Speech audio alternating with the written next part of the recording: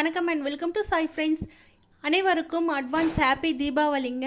இன்றைக்கி வந்து பார்த்திங்கன்னா நம்ம நெய் மைசூர் பாக்கு தாங்க பார்க்க போகிறோம். கடையில் விற்கிற மாதிரி அதே சாஃப்டான சூப்பராக டேஸ்டியாக நம்ம வீட்டிலே ஈஸியாக நம்ம ரெடி பண்ணலாங்க. புடும் போதே பாருங்கள் எவ்வளோ சாஃப்டாக இருக்குது. நம்ம ஈஸியாக நம்ம வீட்டிலே இதை குயிக்காக ரெடி பண்ணிடலாம். நம்ம வந்து ஃபஸ்ட்டு இதுக்கு கடலை மாவு போட்டு நல்லா ஜெலிச்சிக்கலாங்க. 1 கப் கடலை மாவு எடுத்திருக்கேன் நான்.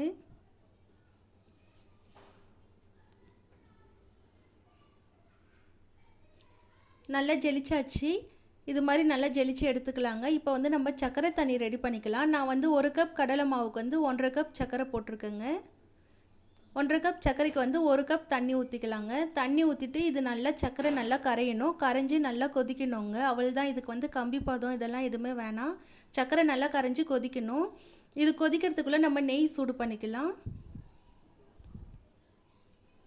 நான் வந்து 1/2 கப் நெய் எடுத்திருக்கேங்க. 1/2 கப் எண்ணெய் எடுத்திருக்கேன். இது நல்லா சூடு பண்ணிக்கலாங்க. இப்போ பாருங்கள் சர்க்கரை நல்லா கொதிச்சிருக்கு. இப்போ நம்ம ஜெலிச்சு வச்சுருக்க கடலை மாவு வந்து கொஞ்சம் கொஞ்சமாக போட்டு நல்லா கலக்கிக்கலாங்க. கட்டி இருக்கக்கூடாது. கட்டி இல்லாமல் நல்லா கை விடாமல் நல்லா கலக்கிட்டே இருக்கணுங்க. நம்ம மொத்தமாக போடாமல் கொஞ்சம் கொஞ்சமாக போட்டு நல்லா கை விடாமல் நல்லா கலக்கிட்டே இருங்க.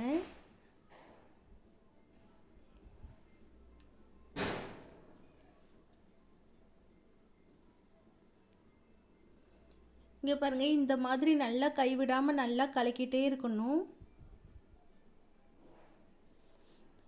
இப்போ கொஞ்சம் நல்லா கெட்டியாக இருக்குது. இப்போ நம்ம சூடு பண்ணி வச்சுருக்க நெய்யும் ஊற்றிக்கலாங்க. நான் நெய்யும் எண்ணெயும் வந்து சூடு பண்ணியே தாங்க வச்சுருக்கேன். அதை வந்து அப்படியே நம்ம கொஞ்சம் கொஞ்சமாக ஆட் பண்ணிக்கலாம். ஃபுல்லாகவே ஆட் பண்ணிடக்கூடாது. கொஞ்சம் கொஞ்சமாக ஆட் பண்ணி நல்லா கலக்கிட்டே இருக்கணுங்க. கைவிடாமல் நல்லா கலக்கிட்டே இருங்க நீங்கள். அப்போ தான் உங்களுக்கு நல்லா சாஃப்டாக வரும்.